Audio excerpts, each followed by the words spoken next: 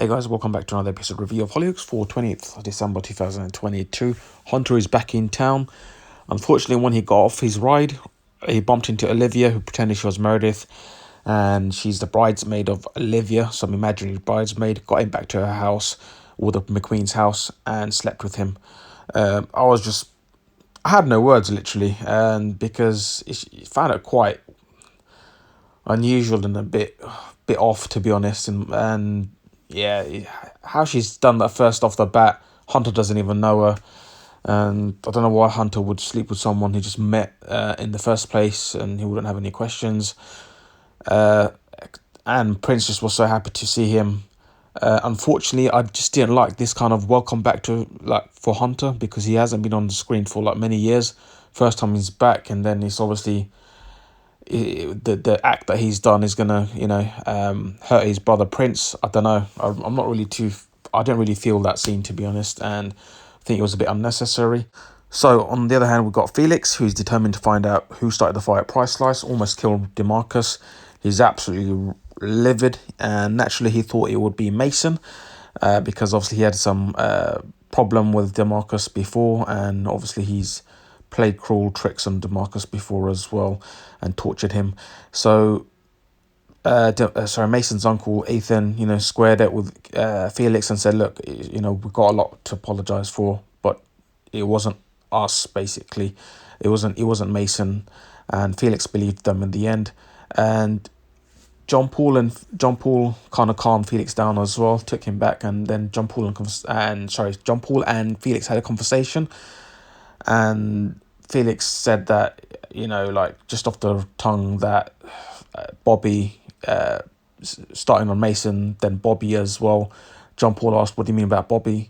Felix explained Mercedes sent him to his room before because of a fight. He was there for several hours, and John Paul just knew instantly something was up, because obviously he knows Goldie has been warning the McQueens for ages. Even John Paul found him a bit eerie in some scenes, and sometimes Bobby would just come across as a bit temperamental and just very, very cold as well. Anyway, he confronted Bobby, asked him very nicely in a clever way. Bobby's obviously given no indication that it was him that went to Price Slice. He said whoever's had the SD card would have probably flushed it down the toilet. Somehow Goldie actually found the SD card wrapped in tissue, but she didn't know there was an SD card in there. John Paul just happened, and her just happened to have a conversation in the kitchen. She pulled it out. They instantly knew what it was. They put it on the laptop, and they all find out it was Bobby who set the Price Slice on fire. I'm absolutely happy for this scene. I don't know why. I just really enjoyed the chemistry between John Paul and Goldie, two cousins, finding out on a mission that one of their nephews is in fact a serial killer. What I actually really liked more is the fact that John Paul and Goldie, they just agreed with each other, and it wasn't more of a tussle or a tough buy for John Paul this time, especially with Goldie trying to convince everyone. No one was believing her. John Paul slightly had her back, but he kind of was listening to what he was saying, but he thought it was absurd. But now he's on it, because he knows it keeps happening. Verity died last month, and it just keeps on happening. This people dying after dying, these accidents, and just Bobby, he's no one's seen him, and he's been unaccounted for. His time, he's not supervised, and they know Mercedes is lying and covering his back, and that would just raise more suspicions. Anyway, the main point is that Bobby is now being caught red-handed.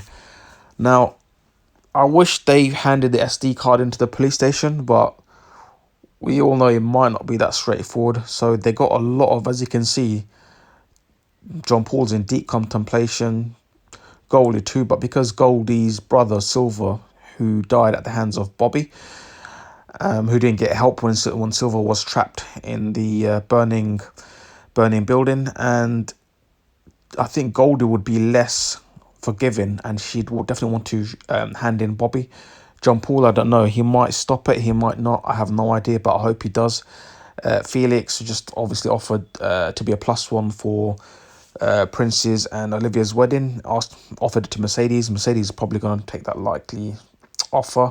I don't know. I think the more Felix gets involved with the McQueens, and then he later finds out that Bobby almost killed DeMarcus, I think he's strongly going to resent the McQueens, and he's definitely going to break off Mercedes because she knew, and she lied that she was with Bobby those hours, and she was supervised Bobby, and she saw Bobby in the house, and he didn't leave the house. That's what she claimed, and because of that lie, I think Felix is definitely going to break it off with her. But it all boils down to whether John Paul and Goldie hand him in. Anyway, I think that was a really interesting episode. The Maliks as well.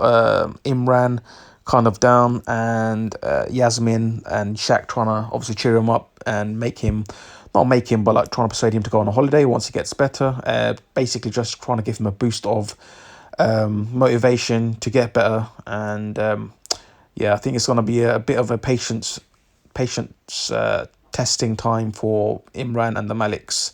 Anyway, I hope you guys enjoyed the episode review, and I'll see you in the next one. Peace.